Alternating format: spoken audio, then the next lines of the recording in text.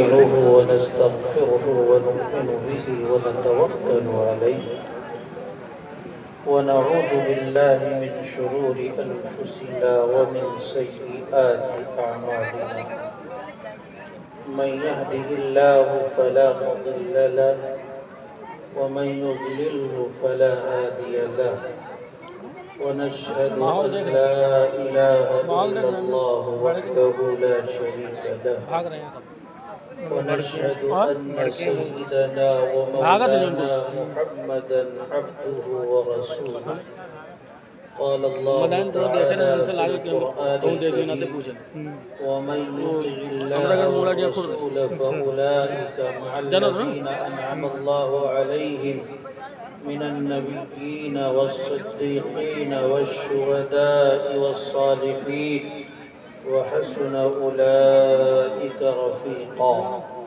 وقال أنس رضي الله تعالى عنه قال لي رسول الله صلى الله عليه وسلم يا بني إن قدرت أن تصبح أو تمسي وليس في قلبك غش لأحد فافعل ثم قال وذلك من سنتي ومن أحيا سنتي فقد أحبني ومن أحبني كان معي في الجنة رواه الترمذي أو كما قال صلى الله تعالى عليه وسلم صدق الله مولانا العظيم وصدق رسوله النبی الکریم میرے پیمبر کی ذات خوشبو میرے پیمبر کی بات خوشبو میرے پیمبر کی ذات خوشبو میرے پیمبر کی بات خوشبو جنم لڑکپن جوانی خوشبو نبی کی ساری حیات خوشبو قدم مبارک میرے نبی کے جہاں جہاں دوستوں لگے ہیں وہ گلیاں خوشبو وہ کوچے خوشبو وہ شہر خوشبو دیہات خوشبو صدیق خوشبو عمر بھی خوشبو غنی بھی خوشبو علی بھی خوشبو میں یہ کہوں تو غلط نہ ہوگا نبی کی ساری جماعت خوشبو درود پاک پڑھ لیں اللہم صلی علی محمد النبی الامی وعلی آلہ وسلم تسلیما بھئی بہت دیر سے آپ بیٹھے ہیں آپ نے نعتیں بھی سماعت کی تقریر بھی سن لی سلام بھی آپ کے سامنے پڑھا جا چکا سلام کے بعد تو بس دعا ہی کی گنجائش رہتی ہے ہمارے بعض احباب کے یہاں لیکن بہرحال دعا کسی اور کا منصب ہے اس لیے بہت معمولی 11 کے بعد تو میرے مزاج کے قطعاً خلاف ہے کہ لب گشائی کرو اس لیے 2-4-10 منٹ میں آپ سے کچھ عرض کروں گا اس امید کے ساتھ کہ آپ میری باتوں کو سنیں گے بھی اور عمل کی کوشش کریں گے اللہ تعالیٰ مجھے بھی اور آپ سب کو بھی عمل کی توفیق عطا فرمائے میرے بھائیوں حضور پاک صلی اللہ علیہ وسلم کے طریقے پر چلنے ہی میں انسان کی نجات مضمر ہے کوئی انسان خواہ کتنا ہی مؤثر کیوں نہ ہو کتنا ہی بڑا کیوں نہ ہو معاشرے کا کتنا ہی اہم آدمی سمجھا جانے والا کیوں نہ ہو اگر وہ اللہ کے حبیب جناب محمد الرسول اللہ صلی اللہ علیہ وسلم کی اتباع نہیں کرتا آپ کے طریقے پر نہیں چلتا آپ کی بات نہیں مانتا تو خلاف راہ پیغمبر قدم جو بھی اٹھائے گا خلاف راہ پیغمبر قدم جو بھی اٹھائے گا کبھی رستہ نہ پائے گا کبھی منزل نہ پائے گا قرآن کہتا ہے جو اللہ اس کے رسول کی اتباع کرتا ہے وہی جنت کا مستحق ہے کیونکہ اللہ نے قرآن میں فرمایا لَقَدْ كَانَ لَكُمْ فِي رَسُولِ اللَّهِ أُسْوَةٌ حَسَنَةٌ تمہارے لیے پیغمبر کی زندگی آئیڈیل ہے تمہارے لیے پیغمبر کی زندگی نمونہ ہے کسی شاعر نے کہا ہے ان کی مرضی پر ہو قربان ان کی مرضی پر نثار ان کی مرضی پر ہو قربان، ان کی مرضی پر نثار۔ زندگی کہتے ہیں اس کو، یہ ہے شان زندگی۔ تو اگر ہم اللہ کے رسول صلی اللہ علیہ وسلم کے ڈگر پہ چلیں گے، آپ کی اتباع کریں گے، آپ کی بات مانیں گے، آپ کی سنت کو زندگی میں جگا دیں گے، آپ کی تصویر کو سینے میں بسائیں گے، تو دنیا میں سرخروئی عطا ہوگی، مرنے کے بعد بھی انشاءاللہ جنت ملے گی۔ یہی بات صحابہ کی سمجھ میں آ گئی تھی، اس لیے ہر صحابی اللہ کے نبی کی ایک ادا پر مٹنے کے لیے ہمیشہ تیار رہتا تھا۔ ایک صحابی ہیں حضرت ابو ہریرہ رضی اللہ تعالی عنہ، تقریباً ہر مسلمان جن کے نام سے آشنا ہے، جنہیں جانتا اور سنتا ہے، اس لیے کہ اللہ کے پیغمبر کی حدیثوں کو سب سے زیادہ سننے والا، سب سے زیادہ حاصل کرنے والا اور سب سے زیادہ امت تک پہنچانے والا صحابہ کرام رضوان اللہ علیہم اجمعین کی جماعت میں حضرت ابو ہریرہ رضی اللہ تعالی عنہ کی ذات گرامی۔ حضرت ابو ہریرہ کے نام سے مشہور ہیں۔ ابو ہریرہ کے معنی ہوتے بلی والا، کوئی بہت اچھا معنی تو نہیں ہے، لیکن اس نام سے اس لیے مشہور ہے کہ ایک مرتبہ بکریاں چرا رہے تھے، جیسا کہ عرب کا مزاج تھا۔ حضرت ابو ہریرہ رضی اللہ تعالی عنہ بکریاں چرانے کے درمیان انسیت حاصل کرنے کے لیے ایک بلی کا بچہ اپنی آستین میں ڈالے ہوئے تھے۔ محبوب کبریا حضرت محمد مصطفیٰ صلی اللہ علیہ وسلم کا گزر ہوا، آپ نے دیکھا کہ حضرت ابو ہریرہ کی آستین میں بلی کا بچہ ہل رہا ہے۔ اللہ کے نبی نے پوچھا ما ھذا، ابو ہریرہ یہ کیا ہے؟ اللہ کے حبیب صلی اللہ علیہ وسلم کے معلوم کرنے پر جواب دیا ھذہ ھرۃ یا رسول اللہ، اے اللہ کے نبی یہ بلی ہے یا ہریرہ ہے؟ بلی کا بچہ ہے۔ نام ان کا اسلامی عبداللہ عبد الرحمن ہے۔ اعلان کیا وہ دنیا کے محدثین، دنیا کے مؤرخین، دنیا کے مفسرین، اب میرا نام وہ نہ لینا جو ہمارے معاشرے نے رکھا، میرا وہ نام نہ لینا جو میرے والدین نے رکھا، میرے ماں باپ نے رکھا، اب میرا نام ابو ہریرہ ہوگا، معنی اچھا ہو یا برا ہو اس سے کوئی غرض نہیں ہے۔ حبیب کبریا حضرت محمد مصطفیٰ صلی اللہ علیہ وسلم نے اپنی زبان مبارک سے جو لقب مجھے دے دیا، جو نام مجھے عطا کر دیا، اس نام کو میں سینے سے لگاتا ہوں، جب تک زندہ رہا مجھے اسی نام سے یاد کیا جائے گا۔ جب میری موت آ جائے گی دنیا مجھے ابو ہریرہ کے نام سے یاد کرے گی۔ ایک اور صحابی ہیں، نام ہے سفینہ۔ سفینہ کے معنی کشتی کے ہوتے، اللہ جانے کیا نام ان کا ہوگا، پیارا نام ہوگا، لیکن ہم نہیں جانتے، مورخین اور مفسرین اس کا تذکرہ نہیں کرتے، اسماء الرجال کے لوگ بھی انہیں سفینہ کے نام سے جانتے۔ ہوا یہ کہ ایک غزوے میں اللہ کے حبیب علیہ السلام بنفس نفیس شریک ہیں، سامان لادا جا چکا ہے، بہت سارا سامان بچ گیا، اب اسے کون لادے گا، کون اٹھائے گا، کس کے اوپر رکھا جائے؟ جانور سارے جا چکے ہیں، گھوڑے اور اونٹ جا چکے ہیں، اب انسان بھی زیادہ نہیں ہے۔ ایک صحابی ہے، اللہ کے نبی نے کہا کہ دیکھو یہ سامان ہے، اسے اٹھانا ہے، کون اٹھائے گا؟ آگے بڑھے، اے اللہ کے حبیب میں اٹھاؤں گا۔ کہا تم تو دبلے پتلے ہو، اتنا سارا اٹھا سکتے ہو؟ یا رسول اللہ طاقت تو اتنی نہیں ہے، لیکن اگر محبوب کبریا دعا کر دیں تو یہ سامان کیا میں تو پہاڑ بھی اٹھا سکتا۔ اللہ کے حبیب نے دعا کی، سارا سامان ان کے سر پہ لادا گیا اور سارے سامان کو صبح خرامی کے ساتھ لے کے چل رہے۔ ایسا محسوس ہوتا ہے کہ سر پہ کوئی بوجھ نہیں ہے، جب چلے جا رہے ہیں۔ اللہ کے نبی نے فرمایا انت سفینہ، تم تو کشتی معلوم ہوتے ہو۔ اعلان کیا اے دنیا کے لوگوں، عرب و عجم کے لوگوں، مسلمانوں، غیر مسلموں، سب کو میرا یہ اعلان سنا دو کہ اب دنیا جب مجھے یاد کرے گی تو سفینہ کے نام سے یاد کرے گی، کیونکہ محبوب کبریا حضرت محمد مصطفیٰ صلی اللہ علیہ وسلم نے مجھے اسی نام سے مخاطب کیا ہے۔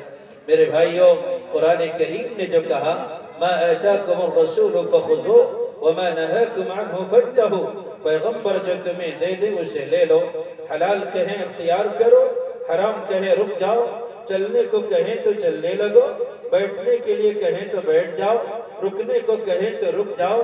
یہی اللہ کے نبی کی اشاروں کو ماننا اور اللہ کے نبی کی باتوں کے مطابق زندگی گزارنا، حقیقت میں یہی امتی کی شان ہے۔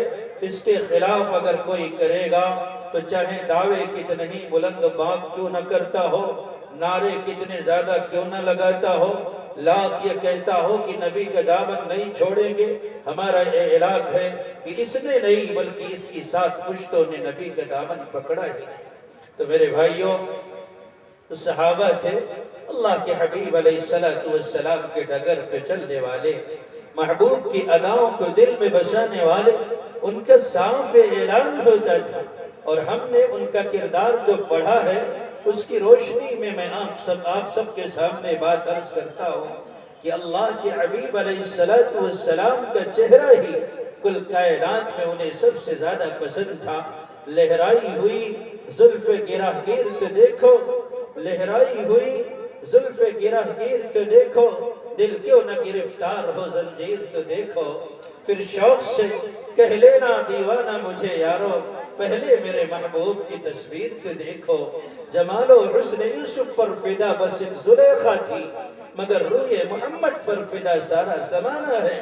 صحابہ آپ کے ڈگر پر، آپ کے نہج پر، آپ کے طریقے پر نبی کیسے مسکراتے تھے، صحابہ نے اسے بھی سینے سے بسایا، کیسے چلتے تھے صحابہ نے اسے بھی اخذ کیا، اور کیسے ہنستے تھے اور کس طریقے سے غصے میں کیفیت ہوتی تھی، کیا کھاتے تھے، کہاں بیٹھتے تھے، کن گھوڑوں پر سواری کی ہے، کہاں کہاں گئے ہیں، کیسے آپ نے تقریر کی ہے، دوران تقریر مثال کیسی دی ہے، درخت کی ٹہنی کو کس طرح ہلایا ہے، تمام اداؤں کو صحابہ کرام نے اپنے سینے میں بسا کے ایک ایک امتی تک اللہ کے نبی کی مبارک ادا کو پہنچا کے دم لیا۔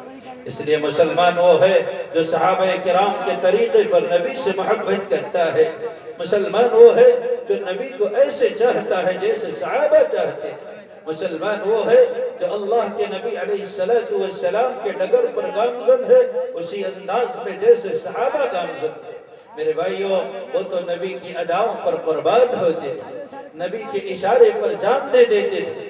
آج ہم مسلمان ہیں، جنت کے مدعی ہیں کہ مرنے کے بعد جنت ہمارے باپ کی ہے، نکیرین ہم سے حساب نہیں لیں گے، جنت کی کھڑکی کھول دی جائے گی، یہی دنیا ہمارے لیے جنت بن جائے گی، اور مرنے کے بعد نبی کی شفاعت نصیب ہوگی، اور نبی کے ہاتھوں حوض کوثر کا جام نصیب ہوگا۔ اور حال یہ ہے کہ سر سے لے کر ناخن تک نہ ہمارا چہرہ مہرے بتاتا ہے کہ ہم نبی کے غلام ہیں، اور ہماری زندگی کا کوئی ایک کردار بھی یہ نہیں بتاتا، ترجمانی نہیں کرتا کہ ہم محمد رسول اللہ کی غلامی کے لیے دنیا کے اندر جیتے ہیں۔ آپ غور کیجئے گا، ہم مسلمان، ہماری قوم کا بچہ، آپ سر کو دیکھ لیں، صرف سر کو، اللہ کے نبی علیہ السلام فرماتے ہیں نہا رسول اللہ صلی اللہ علیہ وسلم عن الخزع، اللہ کے نبی علیہ السلام نے روکا ہے امت کے بچوں کو، امت کے مردوں کو کہ اپنے بال کو اس انداز میں نہ بناؤ کہ کہیں تو بڑے ہو، کہیں چھوٹے ہو، کہیں موڑ دیا جائے، کہیں چھوڑ دیا جائے، اور کہیں ایسا معلوم ہو کہ کوئی سڑک جا رہی ہے اور کسی بال کے کٹے ہوئے انداز کو دیکھ کر یہ محسوس ہو کہ کاٹنے والی مشین نے گیہوں کی طرح اسے کاٹا ہے، کسی بے درد نے بے دردی سے اسے روندا ہے، اور بھی بہت کچھ۔ ہماری قوم کے نوجوانوں کو آپ دیکھ لیں کہ کہیں بال اس کے رنگے ہوئے اور کہیں بے رنگے ہوئے، کہیں کالے، کہیں پیلے، کہیں نیلے، کہیں گورے، کہیں چھوٹے، کہیں بڑے، یہ انداز ہے، اس لیے کہ انہوں نے اللہ کے حبیب علیہ السلام کو اپنا آئیڈیل نہیں بنایا، نبی کو ٹوٹ کر نہیں چاہا، نبی سے محبت نہیں کی۔ اگر نبی کو ٹوٹ کر چاہا ہوتا، نبی سے محبت کی ہوتی۔ آپ شمائل ترمذی پڑھیے، نبی پاک کا انداز پڑھیے، آپ نے لما جمع وفرا 3 طریقے کے بال رکھے ہیں۔ کہ ہماری قوم کے بچے کے بال ان طریقوں میں، ان 3 طریقوں میں سے کسی طریقے پر فٹ بیٹھتے ہیں۔ میں اگر غلط کہوں مجھے گولی مار دو، لیکن میں غلط نہیں کہتا۔ کوئی ایک روایت بھی جس طریقے پر ہماری قوم کے بچے اپنے بال بنوا رہے ہیں، سور کی طرح، کتے کی طرح، خنزیر کی طرح اور بلی کی طرح، دیکھ کر یہ نبی کے غلام نہیں ہیں بلکہ یہودیت کے ترجمان، عیسائیت کے پلے نظر آتے ہیں۔ اگر آپ کا یہی انداز ہے تو آپ کے اسلام کا خدا حافظ۔ اگر کبھی ضرورت پڑ جائے اسلام کو، کبھی ضرورت پڑ جائے دین کو، تو ایسے کم وقتوں سے کوئی امید نہیں ہے کہ شریعت کی پاسبانی کے لیے، نظام مصطفیٰ کی بالادستی کے لیے کوئی قدم بڑھائیں گے۔ جن کا بال نبی کے بال کے مطابق نہیں، کہیں چھوٹے کہیں بڑے ہو، 2 ملکوں کا بارڈر نظر آئے، کہیں کالے کہیں پیلے ہو، کہ قدرت نے اگر اس انداز میں بال کو بنا دیا ہوتا تو علاج کراتے کراتے نانی مر جاتی۔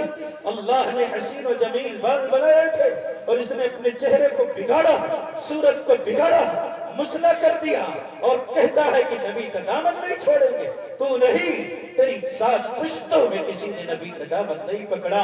اللہ تبارک و تعالی اس قوم کا بیڑا کیوں نہیں غرق کرے گا جس کے بالوں کا انداز محمد کی طرح نہیں ہے، جس نے اپنا ہیرو ابو بکر کو نہیں مانا، جس نے اپنا رہنما عمر بن خطاب کو نہیں مانا، جس نے اپنا مقتدی حضرت عثمان غنی کو نہیں مانا، جس نے اپنا ہادی حضرت علی کو نہیں مانا، جس نے اپنا رہنما، اپنا شیخ اصحاب عشر مبشرہ کو نہیں مانا، صحابہ کو نہیں مانا، تابعین کو نہیں مانا، تابعین کو نہیں مانا، ائمہ مجتہدین کو نہیں مانا، بزرگان دین کو نہیں مانا، ایسا انسان نہ اللہ کے جنت میں جا سکتا ہے، نہ دنیا میں اسے کامیابی مل سکتی ہے۔ یہ ہمارے بالوں کا انداز، رسول اللہ صاف منع کرے کہ اس طریقے کا بال رکھنا مناسب نہیں ہے، مکروہ ہے، اور امت کے لوگ وہی بال رکھیں، بچہ وہ بال رکھے، اس ہیئر اسٹائل کو دیکھ کر کے اس کی ماں کہے میرے بیٹے کے بال تو ہیرو کی طرح نظر آتے ہیں۔ او ماں، یہ تیری نظر کا دھوکہ ہے، تیرا بیٹا مکاروں کی طرح بال رکھے، تجھے خوشی ہوتی ہے، تو اسے ہیرو کہتی ہے۔ ہیرو نہیں، زیرو ہے، 0/سناٹا ہے۔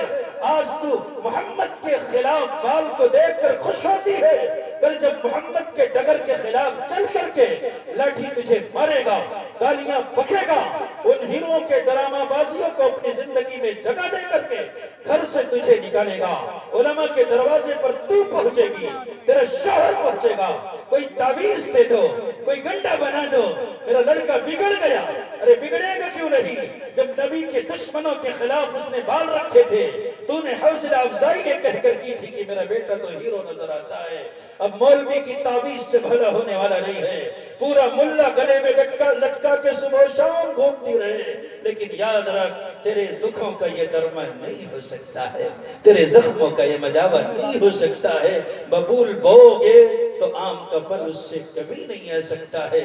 اللہ کے اصول اور ضابطے کے خلاف بات ہے، صرف بالوں کی بات نہیں ہے۔ بالوں سے ذرا نیچے آؤ، اسے کان کہتے ہیں۔ اللہ کے نبی حضرت محمد مصطفیٰ صلی اللہ علیہ وسلم نے فرمایا کہ سب سے پہلے کانوں میں سوراخ حضرت ابراہیم علیہ السلام کی زوجہ محترمہ حضرت ہاجرہ نے کرایا اللہ کے حکم سے۔ گویا کہ اللہ نے عورتوں کو یہ حکم اس لیے فرمایا تاکہ یہ اپنے کان کے اندر سوراخ کرا کے اس میں زیور پہنے، ان کے لیے زینت ہو، ان کے شوہروں کو بھلا معلوم، ان کے شوہر دیکھ کر خوش ہو، ان کی طرف مائل ہو، ان سے محبت کرے اور ان کے ساتھ وقت بتائے اور ان کے ساتھ وقت گزاری کرے، اور بھی بہت ساری چیزیں۔ اس لیے اللہ پاک نے عورتوں کو حکم فرمایا۔ اور یاد رکھو جو چیز عورت کی خصوصیت ہو، اللہ کے حبیب فرماتے ہیں اگر اس خصوصیت کو کوئی اور اختیار کرے جو مرد ہے، عورت کی خصوصیت اگر مرد اختیار کرتا، عورتوں جیسا بننے کی کوشش کرتا ہے، عورتوں جیسا حلیہ بناتا ہے، عورتوں جیسا چہرہ بنانے کی کوشش کرتا ہے۔ صحیح حدیث ہے، صاف حدیث ہے، لعن اللہ المتشبہین من الرجال بالنساء والمتشبہات من النساء بالرجال۔ اللہ کی لعنت ہو اس مرد پر۔ کون سا مرد؟ وہ مرد نہیں ہو سکتا، وہ تو ہجڑا ہو گیا، وہ تو تیسری صنف میں شامل ہو گیا۔ وہ مرد کہاں رہا جسے رب نے مرد بنایا تھا؟ اور کانوں میں سراخ کرا کے کوئی چیز پہن کر کے لوگوں سے کہے کہ رب نے جس جنس پر مجھے پیدا کیا تھا مجھے وہ جنس منظور نہیں ہے، میں تو عورت بننا چاہتا ہوں، میں بھی کانوں میں سراخ کراؤں گا تاکہ اس کے اندر کچھ پہنوں۔ اس لیے کہ اس نے اللہ کے نبی کو نہیں دیکھا، اس نے اللہ کے انبیاء کو نہیں دیکھا، اولیاء کو نہیں دیکھا، اصفیاء کو نہیں دیکھا، اتقیاء کو نہیں دیکھا۔ اولیاء کو دیکھا ہوتا، اصفیاء کو دیکھا ہوتا، صحابہ کو دیکھا ہوتا، انبیاء کو دیکھا ہوتا، کوئی ایک نبی نہیں بتا سکتا جس کے کانوں میں سوراخ ہو۔ اس نے پردے سیوی پر ڈانس کرنے والے ان بے غیرت لوگوں کو دیکھا جن کے صبح شام کا کام یہ ہے کہ اس قوم کے ایک ایک بچے کے ایمان کو تباہ و برباد کر دے، جو فلم کے پردے پر مٹک مٹک کر ہماری بہن بیٹیوں کو بے غیرت کر کے گھروں سے بھاگنے پر مجبور کرے، اسلام کو رسوا کرے، اسلام کو بدنام کرے، اسلام کو ذلیل کرے۔ مسجد نظر آئے تو وہاں سجدے کر لے، بت خانے نظر آئے قشقہ لگا لے، احرام کی چادریں بھی پہنے، بت خانوں میں جا کر ناریل بھی پھوڑے۔ ہماری قوم کے لوگوں نے ان بے حیا بے غیرت دو ٹکے کے لوگوں کو دو پیسے کے لیے اپنے ایمان کو، اپنی قوم کے ایمان کو تباہ و برباد کرنے والے ان مکاروں، ان دوغلوں، ان منافقوں، ان دغا بازوں اور معیشت کے بھوکے بھیڑیوں کو اپنا ہیرو بنا کر کے ان کے ڈگر پر چلنے کی کوشش کی۔ نتیجہ یہ ہوا کہ اس نے اپنے کانوں میں سوراخ کرا کر کے اللہ کی لعنت کو گلے میں ڈالا، پیغمبر سے بددعا لی، رب کی رحمت سے دور ہوا۔ نتیجہ یہ ہوا کہ جب یہ جاتا ہے لوگ اسے کہیں کہ ماشاءاللہ کان میں سوراخ کرا کے بہت اچھا لگتا ہے، ہمارا زاویہ نگاہ بدلا اس لیے ہم کہہ سکتے ہیں، لیکن اللہ کے رحمت کے فرشتے کہتے تیرے اوپر خدا کی لعنت ہے، تو نے یہ حرکت کی۔ میرے بھائیوں، اس لیے ہم امید رکھتے کہ ان باتوں کو سننے کے بعد میری تلخ نوائیوں کو نہ صرف برداشت کرے بلکہ عمل کرے، کیونکہ آپ جس طریقے سے بنیں گے، جن کا انداز اختیار کریں گے، جن کے ڈگر پر چلیں گے، کل قیامت کے دن آپ کا حشر بھی انہی لوگوں کے ساتھ ہوگا۔ من تشبہ بقوم فہو منہم اور من تشبہ بغیرنا فلیس منا۔ دو حدیث اللہ کے نبی علیہ السلام کی اس پر دلیل ہے۔ اور نیچے آؤ، اس کو کہتے ہیں داڑھی۔ یہ حسین گلدستہ انبیاء کرام علیہم السلام کی مشترکہ سنت ہے، سنت ہی نہیں اسلام کا شعار ہے۔ جس طریقے سے ایک مسجد کی شناخت میناروں سے ہوتی ایسے ایمان والے کی شناخت اس داڑھی سے ہوتی۔ 1,24,000 کم و بیش انبیاء کرام آئے، اولیاء کرام کی ایک طویل فہرست ہے، کچھ جا چکے ہیں، کچھ ہیں، کچھ آئیں گے۔ ان طویل ترین اولیاء کرام کی لمبی فہرست میں سے کوئی ایک نام مجھے بتائے کہ جن کے چہرے پہ داڑھی نہیں تھی۔ میں ابھی فتویٰ لکھ کے دیتا ہوں کہ داڑھی کو مڈنا حلال ہے۔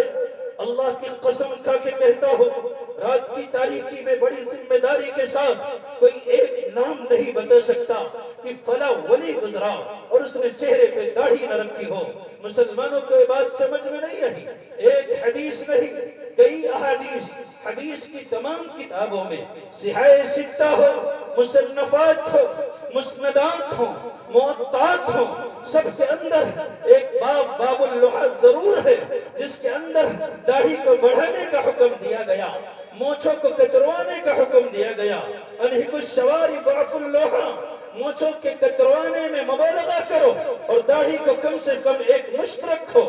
ایک مشت رکھنے سے پہلے داڑھی پر دست درازی حرام ہے، ایک مشت کے بعد آپ کو اجازت ہے۔ یہ تمام احادیث ایک طرف، اللہ کے احکامات ایک طرف، سنت مؤکدہ جو قریب واجب کے ایک طرف، اور اس قوم کے لوگوں نے، اس قوم کے بے حیا ڈھیٹ بے حس زمین فراشوں نے 70 سال عمر ہو گئی، 80 سال عمر ہو گئی، چہرے پر جھریاں پڑ گئی، بیٹوں کی شادی ہو گئی، پوتوں کی شادی ہو گئی، نواسوں کی شادی ہو گئی، اپنی آنکھوں سے 3 پشت لوگوں کو دیکھا، لیکن بھی کلیجہ ٹھنڈا نہیں ہوا. صبح ہوتی ہے، شام ہوتی ہے، زندگی یوں ہی تمام ہوتی ہے. فجر کی نماز کی توفیق نہیں ہوئی، بلکہ سورج کی پہلی کرن کو دیکھے ہوئے زمانہ گزر گیا. 8 بجے اٹھتا ہے اور اٹھنے کے بعد سب سے پہلے اس کی زندگی کا وظیفہ یہ ہے 1 روپے کا پلیٹ لیتا ہے، اور اس کے بعد ان چہروں پر جن پہ جھریاں آ گئی کھرچ کھرچ کر داڑھی کے بال کو، نبی کی پاکیزہ اور مبارک سنت کو، اس نورانیت کو 1 روپے کے پلیٹ سے چھیل کر کے پیشاب کی گندی نالی میں بہا دیتا ہے. میں اسے بے غیرت نہ کہوں تو کیا کہوں؟ اللہ کے نبی کے دل دکھانے والوں، تمہیں میں نے پہلے بھی بتایا، اب بھی بتاتا ہوں، نہ کہیں جہاں میں اما ملی، جو اما ملی تو کہاں ملی. میرے جرم خانہ خراب کو تیرے عفو بند نواز میں کہیں تیری موت نہ آ جائے، تجھے قبر کے اندر دفن نہ کر دیا جائے. قبر کے 3 سوالوں میں آخری سوال ماذا تقول لهذا الرجل، محمد کو پہچانتے ہو، اس مبارک ہستی کو جانتے ہو، دیکھو اس چہرے کو، اس مبارک چہرے سے انسیت حاصل کرو. قبر میں سوال ہوتا ہے جس کے چہرے پہ داڑھی نہیں، جس نے نبی کے چہرے کے خلاف چہرہ بنایا اور چہرے کو صاف کر کے جھریوں بھرا چہرہ اس کا ہے، آخری وقت میں آخری وقت تک پلیٹ چلاتا رہا. بیماریوں میں جو داڑھی کے بال اگ گئے بس وہی اس کے چہرے پر ہے، اس کے علاوہ بال ندارت ہے. جب وہ چہرہ اٹھا کر میرے حبیب کو دیکھے گا تصور کیجئے اس کے دل پر کیا گزرے گی، اس کے دل پر گزرے نہ گزرے حبیب کبریا، کائنات کا سب سے بڑا محسن، جس کے نام کی عظمت کا لاج رکھنا ہماری ذمہ داری تھی. کتاب فطرت کے سرے ورق پہ جو نام احمد رقم نہ ہوتا، نقش ہستی ابھر نہ سکتا، وجود لوح و قلم نہ ہوتا، یہ محفل کن فکا نہ ہوتی، جو وہ امام امم نہ ہوتا، زمین نہ ہوتی، فلک نہ ہوتا، عرب نہ ہوتا، عجم نہ ہوتا. محبوب رسالت کی عزت کی لات نہیں رکھی. کس جگر سے ہم سر اٹھائیں گے اور اللہ کے نبی کی زیارت کریں گے؟ اور محبوب نے کہہ دیا کہ مجھے تمہارا چہرہ دیکھنا پسند نہیں ہے، یہ وہ چہرہ نہیں ہے. رب العزت نے جو چہرہ بنانے کا حکم دیا تھا، یہ انبیاء کا چہرہ نہیں ہے، یہ اولیاء کا چہرہ نہیں ہے، خدا کے دین کے پاسبان و وفادار کا چہرہ نہیں ہے، یہ تو باغی اور غدار کا چہرہ ہے. میں اس چہرے کی طرف ایک نگاہ بھی نہیں ڈال سکتا.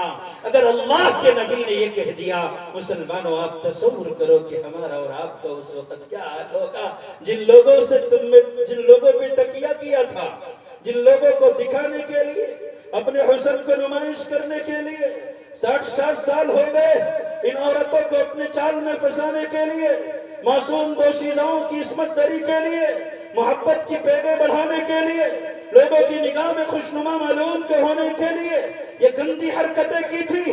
وہ تو تیرے قبر کے اکھڑے ہوئے پتھر کو دیکھ کر بھی رحم نہیں کریں گے کہ آنے والے لب ہلا تجھ پر خدا کے واسطے تو بھی کل محتاج ہوگا فاتحہ کے واسطے. وہ تو تیرے لیے دعا بھی نہیں کر سکتے. اور جو کائنات کا محسن، ہمارا محسن، تمہارا محسن ہمارے لیے دعا کرتا رہا، تڑپتا رہا، دھوپ کی تمازت کو برداشت کر کے ہاتھ اٹھا کر اللہم امتی رب سلم، اور نہ جانے نبی کی کتنی دعائیں احادیث میں وارد ہیں جو ہمارے لیے سسکتا رہا، تڑپتا رہا. ہم نے اس کی وفاؤں کا یہ صلہ دیا کہ جس نے ہمارے راستے میں پھولوں کا سیج بچھایا تھا، ہم نے اپنے گھر کے سارے کانٹے لا کے اس کے راہوں میں ڈال دیا. شرم آنی چاہیے. اللہ کے نبی کی معمولی سنت ہے، اسے حقیر سمجھتے ہیں. داڑھی والا آدمی ہمیں برا لگتا ہے، ملا کا خطاب اسے دیتے ہیں. حقیر سمجھنے سے پہلے ایک نگاہ سوچ لینا چاہیے. مولوی ملا بسم اللہ کا گنبد، مسجد کی چٹائی، اور نہ جانے مجھے تو ان سے زیادہ لفظ آتے ہیں. کہتے ہوئے ایک نگاہ ہمیں سوچ لینا چاہیے. اگر یہ ٹوٹی چٹائی تمہارے دل کو بری لگی ہے اور ہم نے تانے دیے ہیں تو اپنے ایمان کا جنازہ ہم نے پڑھ لیا ہے، ہمارا ایمان صحیح سالم نہیں رہا. اللہ تعالی ہم سب کی حفاظت فرمائے. میرے بھائیوں، ہماری قوم کی بعض بہن بیٹیاں بھی مطالبہ کرتی ہیں، آج کل یہاں بیٹھی ہوئی ہیں، اپنے شوہروں کو مجبور کرتی ہیں کہ داڑھی نہ رکھو، یہ چبھتی ہے. اللہ اکبر. عائشہ رضی اللہ تعالی عنہا سے نرم و نازک تم ہو گئی، فاطمہ سے زیادہ خوبصورت ہو گئی.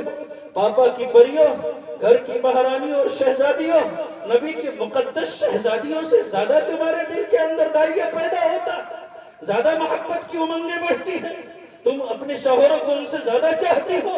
انہوں نے تو کبھی مطالبہ نہیں کیا، بلکہ اگر خدا نخواستہ نبی کے دامادوں کے چہرے پہ داڑھی نہ ہوتی تو اللہ کے پیغمبر کی بیٹیاں انہیں پاخانے کی طرح اپنے پیر سے ہٹا دیتی، لیکن یہ مقدس لوگ تھے، یہ کیسے ہو سکتا ہے کہ اپنے چہرے کو اللہ کے نبی صلی اللہ علیہ وسلم کے مبارک اداؤں سے ہٹ کر کے اپنا چہرہ بنائے۔ آج لڑکیاں کہتی ہیں ابا میں پڑھی لکھی ہوں، میں نے تو ڈگریاں اکٹھی کی ہے، میں تو کالج اور یونیورسٹی کے کیمپس میں رہ کے آئی ہوں، میں تو ڈاکٹر اور انجینئر ہوں، IAS IPS ہوں، ماسٹر کی ڈگری لے کر آئی ہوں، میں نے PhD کیا ہے۔ ویسے تو آپ کو دولہا تلاش کرنے کی ضرورت نہیں، میرا بوائے فرینڈ ہے جو میں نے پسند کر رکھا ہے، لیکن اگر آپ کبھی یہ زحمت اٹھائیں تو یہ میرے دل کا ارمان ہے، لڑکا کیسا بھی ہو چلے گا، شرابی بھی چلے گا، سٹوریا بھی چلے گا، جواری بھی چلے گا، نشیڑی بھی چلے گا، گجیڑی بھی چلے گا، بھنگی بھی چلے گا، کھڑے کھڑے موتنے والا بھی چلے گا، ہاں بس داڑھی نہیں ہونی چاہیے، کیونکہ داڑھی سے مجھے وحشت ہوتی ہے۔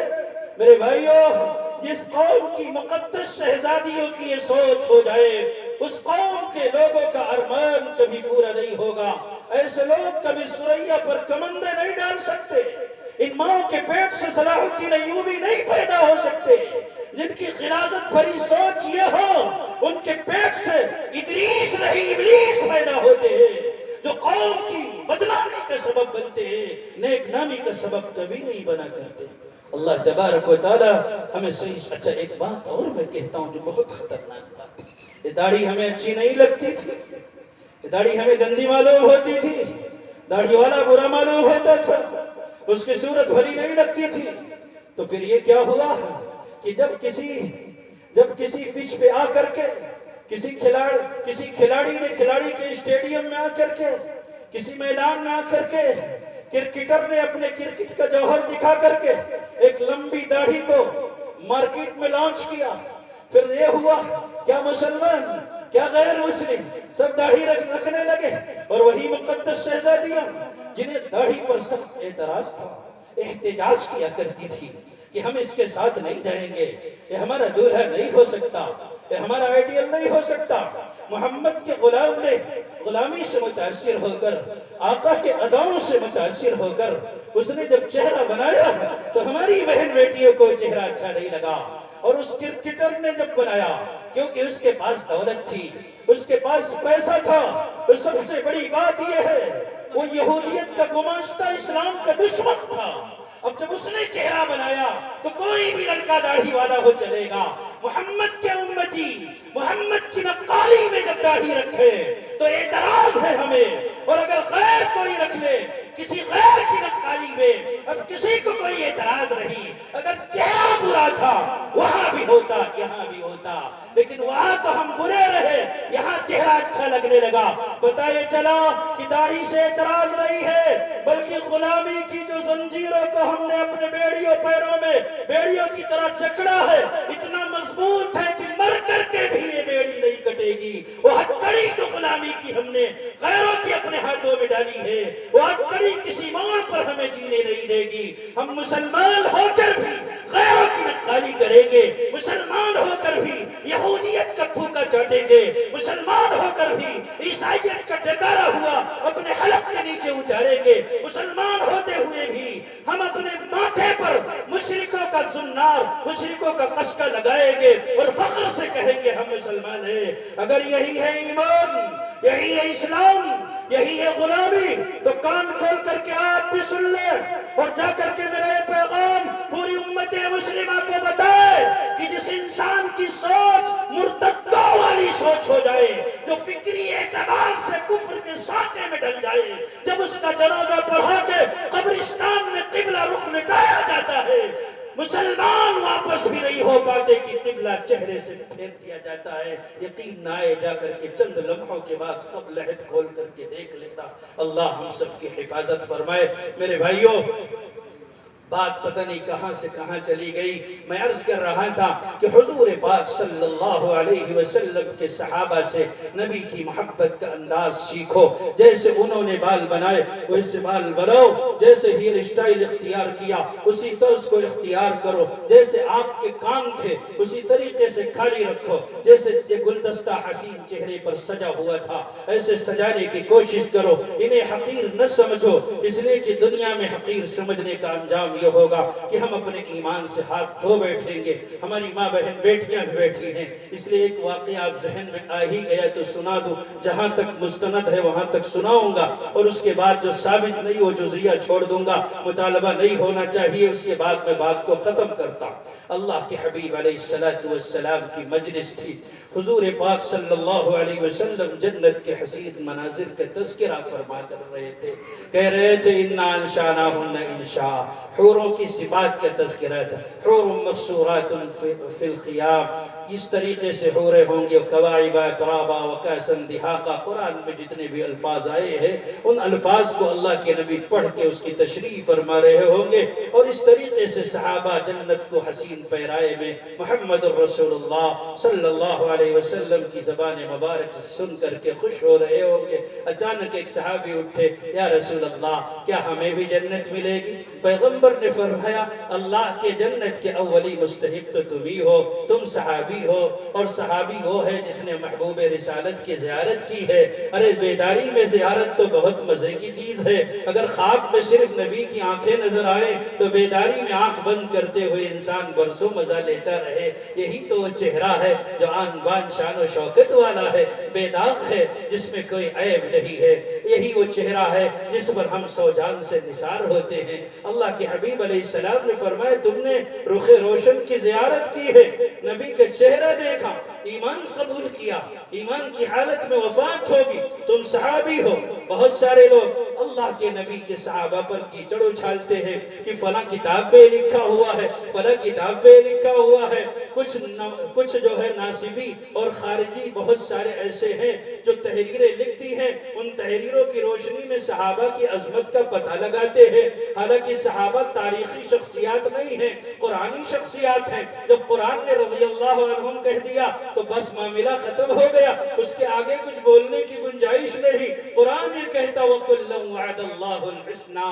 سارے صحابہ جنتی. تو اللہ کے نبی نے فرمایا جنت کے اولی حقدار تو تم ہو کیونکہ تم میرے صحابی ہو میرے امتی ہو. تم نے مجھے دیکھا میرے سامنے پڑھا اور تمہاری تربیت میرے ہاتھوں ہوئی ہے. یہ ممکن ہی نہیں کہ تمہیں جنت نہ ملے. لیکن خیال کیسے آیا یا رسول اللہ میں کالا کلوٹا آدمی ہوں. شکل و صورت کے اعتبار سے ذرا ہلکا ہوں وجیح نہیں ہوں. اس لیے جہاں بھی مدینے میں نے اپنے رشتے کا پیغام اپنے نکاح کا پیغام دیا اپنا رشتہ بھیجا کسی نے ایکسپٹ نہیں کیا. سب نے کہا کہ بے جوڑ رشتہ ہے. اللہ کے نبی سمجھ گئے اور کہا دیکھو تمہارا نکاح تو جنت کے حوروں سے ہوگا ہی لیکن تمہارے دل میں چونکہ ابھی سے لڈو پھوٹ رہا ہے اس لیے معاملہ یہی آسان کر دیتے ہیں. چلے جاؤ فلاں کے گھر اس کی لڑکی بہت خوبصورت ہے اور وہ فلاں جو ہے وہ مدینے کا مالدار آدمی ہے. جا کے کہہ دینا کہ تم اپنی لڑکی کا مجھ سے نکاح کر دو. محمد الرسول اللہ صلی اللہ علیہ وسلم نے بھیجا. اب بھائی ایک معمولی آدمی اپنی بیٹی دینے کو تیار نہیں اور یہاں تو ایک مالدار آدمی کے یہاں نامی گرامی کے یہاں بھیجا جا رہا. لڑکی بھی محجبی محلقہ. ایسا لگتا ہے جیسے چاند کا ٹکڑا. یہ اجمل فتاة من فتاة مدینہ. مدینے کی حسینوں میں سب سے حسین لڑکی. قدم نہیں اٹھ رہا دل نہیں مان رہا دماغ آمادہ نہیں ہے. بے جوڑ معاملہ ہے. دل مانے نہ مانے دماغ تسلیم کرے نہ کرے پاؤں اٹھے نہ اٹھے لیکن محبوب نے کہہ دیا اٹھانا ہے تو معاشرہ خلاف ہو ماحول خلاف ہو حالات خلاف ہو حتیٰ کہ دل دماغ خلاف ہو پھر بھی وہی راستہ اختیار کرو. حضرت حبیب کبریا نے جن راہوں میں چلنے کا اشارہ فرمایا. گئے کنڈی کھٹکھٹائی اندر سے آواز آئی من یدق الباب. کون صاحب ہیں کھٹکھٹائے چلے جا رہے. کہنا رسول اللہ صلی اللہ علیہ وسلم میں اللہ کے نبی کا ایلچی ہوں میسنجر. کیا پیغام ہے؟ پیغام یہ ہے کہ تم اپنی لڑکی کا مجھ سے نکاح کر. وہ بھونچ کے ہو گئے حیرت زدہ انگشت بدندہ ایسے جیسے کسی بچھو نے ڈنک مار دیا. کہا یہ بھائی آنے والا اتنا کالا میری لڑکی اتنی خوبصورت کہا نانا اللہ کے نبی نے یہ پتہ تو نہیں بتایا ہوگا، نبی نہیں بتا سکتے، تم پتہ بھول گئے، پھر سے ایڈریس معلوم کرو، صحیح پتے پہ جاؤ۔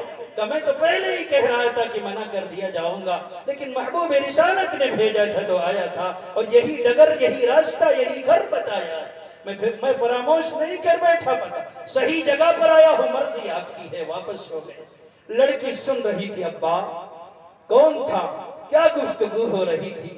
ہماری ماں بہنیں بیٹیاں غور سے سنیں، شادی انسان کے خواہشات کا آخری سٹیج ہوتی ہے۔ اگر کوئی یہاں بھی اللہ کے پیغمبر کے اشارے کو سینے سے لگا لے، اللہ کی قسم وہی سچا امتی، اسی کو عاشق رسول کہتے ہیں۔ ابا کون تھا، کیا معاملہ تھا؟ بیٹا ایک انسان تھا، وہ یہ کہہ رہا تھا کہ تم اپنی بیٹی کا مجھ سے نکاح کر دو، اور کہہ رہا تھا کہ اللہ کے نبی نے بھیجا۔ بیٹا لیکن آنے والا اتنا کالا تھا کہ میرے دل نے کہا کہ یہ رشتہ مناسب نہیں ہے۔ لڑکی نے کہا ہائے ماں، تمہیں صحابیات کہتے ہیں، خدا رحمت کو ندی عاشقان پاک تینت رکھ، تم نے ماں کا سر فخر سے بلند کیا، تم نے ماں کی عزت اور عظمت میں 4 چاند لگائے ہیں، اللہ تمہاری تربت کو ٹھنڈی رکھے۔ اس بچی نے کہا ابا آپ نے یہ تو دیکھا کہ آنے والا کالا تھا، لیکن یہ نہیں دیکھا کہ بھیجنے والا کالی کملی والا تھا۔ میرے محبوب اگر کسی لولے اپاہج اور لنگڑے کے ساتھ چاہیں کہ میں زندگی گزاروں، پوری زندگی اس کے قدموں میں پڑی رہوں گی، لیکن اللہ کے نبی کے اشارے کی عظمت کو پائمال نہیں کر سکتی۔ ہائے ماں، ہائے بہنوں، ہائے بیٹیوں، کتنی بار ہم نے کہا، علماء نے پیغام سنایا، جلسے میں بہت پیسے ضائع ہوئے، کہ کاش کوئی ماں یہ سمجھ جاتی کہ شادی میں، بیاہ میں، ولیمے میں، عقیقے میں، ختنے میں، دیگر تقریبات میں پیغمبر کی سنت کو فالو کرو، مرنے کے بعد راحت میں رہو گے۔ لیکن ہماری بات کسی نے نہیں سنی۔ ہماری مائیں بہن بیٹیاں قل ہو اللہ نہیں پڑھ پاتی، سورہ اخلاص نہیں پڑھ پاتی، اگر کلمہ بھی تلفظ کے ساتھ ادائیگی کے لیے کہو ایسا لگتا ہے جیسے زبان پہ لقوہ گر گیا۔ ہاں انہیں یاد ہے کہ شادی کے موقع پر کون سی رسم کہاں ادا کی جائے گی، لڑکا جب گھوڑی پر چڑھے گا تو کون سا گانا گایا جائے گا، اور کئی دن پہلے کس طریقے سے ہلدی کی رسم کی جائے گی، پنڈال کیسے پیلے کیے جائیں گے، اور چہروں پر کیسے ہلدی ملی جائے گی، اسٹیج کیسے پیلا پیلا ہوگا۔ انہیں ہلدی یاد ہے، انہیں مہندی یاد ہے، انہیں ابٹن یاد ہے کہ ایک بے غیرت بیٹھا ہوا ہے چٹھی پہن کر، انڈرویئر پہن کر، محلے کی ساری ہماری ماں بہن بیٹیاں اس کے اس تقریب میں آ کر کے اسے ابٹن ملا جا رہا ہے، وہ گانے گا رہی ہیں بلکہ گالیاں گا رہی ہیں۔ اللہ اکبر، تم ملک الموت کا اگر اس کے اصل صورت میں ایک بار دیکھ لو، پیشاب خطا ہو جائے، بڑی خطرناک صورت میں آتا ہے۔ ان لوگوں کے پاس جو پیغمبر کی سنتوں کا مذاق بناتے ہیں، یہ کیا حرکتیں ہو رہی ہیں؟ پیغمبر نے کبھی کہا تھا رسوم الجاہلیت موضوعۃ تحت قدمی ہاتین، محمد نے جہالت کی ساری رسموں کو اپنے پیروں سے رونٹ ڈالا، تو پھر محمد جب رونٹ کر چلے گئے تو محمد کے امت کی ماں بہن بیٹیوں کے لیے کہاں گنجائش بچتی ہے کہ ایک ایک رسم کو زمین سے کریت کر اپنے گلے کا ہار بنائیں، گلے کی زینت بنائیں۔ اگر یہی حرکت ہے، یہی کارنامے ہے، یہی بے حیائی ہے، یہی ٹھٹائی ہے، جا کر کے اپنی بہنوں کو بتا دینا، اپنی ماں کو بتا دینا، اتنے جوتے قبر میں پڑیں گے، ایک چھپکلی دیکھ کر کے بے ہوش ہونے والی ہو، اللہ کے غضب کی چنگاری جس وقت تمہاری طرف متوجہ ہوگی، اس وقت یاد رکھو پتا پگھل کر پانی ہو جائے گا، خون کے آنسو روگی، آنکھوں میں کیڑے ریگیں گے، بدن پھٹ جائے گا، تعفن پھیلے گا، بدن کے گوشت کو، حسین جسم کو، جس کے لیے جس خواہشات کے قبرستان کو پاٹنے کے لیے ایک گندی حرکتیں ہم نے کی، ہماری بہن نے کی، ہماری بیٹیوں نے کی۔ یاد رکھو انہی گندی حرکتوں کی بنیاد پر بیڑیوں میں جکڑ کر، زنجیروں میں جکڑ کر جہنم میں داخل کر دیا جائے گا۔ اللہ ہم سب کو صحیح سمجھ عطا فرما دے۔ میرے بھائیوں، اللہ کے نبی کی سیرت بھی سنی، اور جستا جستا ہم نے اصلاح معاشرہ پر بھی روشنی ڈال دیا، تاکہ دونوں عنوانوں کا حق جو کہ ایک ساتھ ہیں ادا ہو جائے۔ اب ہماری قوم کے ہاں بچے بیٹھے جو سدھرے ہوئے، سنورے ہوئے، سجے ہوئے، میں انہیں کیا کہا، لیکن یہ مستقبل کے علماء اور فضلاء ہیں، میں نہ رہوں کوئی فرق نہیں پڑتا۔ بخاری بھی چلے گئے اور بھی بہت سارے لوگ چلے گئے جن کے زمزمے کبھی گونجتے تھے، فجر ہو جاتی تھی، دنیا بیٹھ کر کے استفادہ کرتی تھی، اب وہ نہیں رہے۔ ہم گنہگار، ہماری زبان، خدا را اس زبان کی آبرو رکھ لو۔ جو باتیں میں نے کی ہے امانت سمجھ کر اپنی قوم کے سامنے بے باکی کے ساتھ پیش کرتے رہنا۔ چودھری دماغ خراب کریں گے، ساہوکار آگے آئیں گے اور کہیں گے ملا تقریر سے پہلے ہماری پرمیشن کی ضرورت ہے، ورنہ مسجد سے تجھے نکال دیں گے۔ ان ساہوکاروں کو ان کی اوقات بتا کے کہنا ہم پیش امام نہیں ہے، پیٹ امام ہے۔ علماء دیوبند کے جوتیوں کے صدقے میں بات سمجھ میں آ گئی ہے کہ تختہ دار پر چڑھ کر بھی اگر حق کوئی کرنی پڑے تو کریں گے، اور اس کے لیے ہر قیمت پہلے بھی ہم نے چکائی ہے، بعد میں بھی چکانے کو تیار ہے۔ زنجیر جنوں کا تحفہ ہے، زنجیر سے کیا گھبرانا ہے، ہم ہاتھ بڑھائے بیٹھے ہیں، پہنائے جسے پہنانا۔ کسی قوم، اس قوم کے لوگوں کے سامنے کبھی تملق اور چاپلوسی سے کام نہ لینا۔ عالم ہے، اللہ آپ کے علم کو اجلا، منور اور مصفا رکھے کہ یہی علم کی تعریف، یہی اس کی صفت ہے۔ اللہ تبارک و تعالی جو باتیں میں نے کی ہیں اس لیے کی ہیں کہ حالات بہت خراب، بہت ہی زیادہ ہم پریشانیوں میں سوچتے ہیں کوئی اٹھے کہ عرب کے ریگستانوں سے یا عجم کے لالا زاروں سے حالات بدل دے اور ہمیں پھر مزے ہی مزے ہمارے رہے۔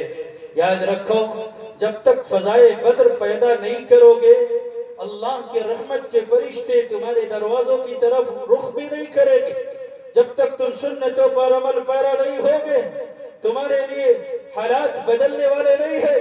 اگر ہماری قوم کے لوگ اسی ڈھٹائی کے ساتھ اپنے شادیوں میں بینڈ باجے بجاتے رہے، مجرے کرتے رہے، طوائفوں کے قدموں پر گٹیاں رکھتے رہے، گھوڑی چڑھے ہوئے دولہے پر 20-20 لاکھ روپے پتوں کی طرح، کاغذ کے پرزوں کی طرح بکھیرتے رہے اور اپنے پیسوں کو جہنم خریدنے میں استعمال کرتے رہے، تب تک حالات بدلنے والے نہیں ہیں۔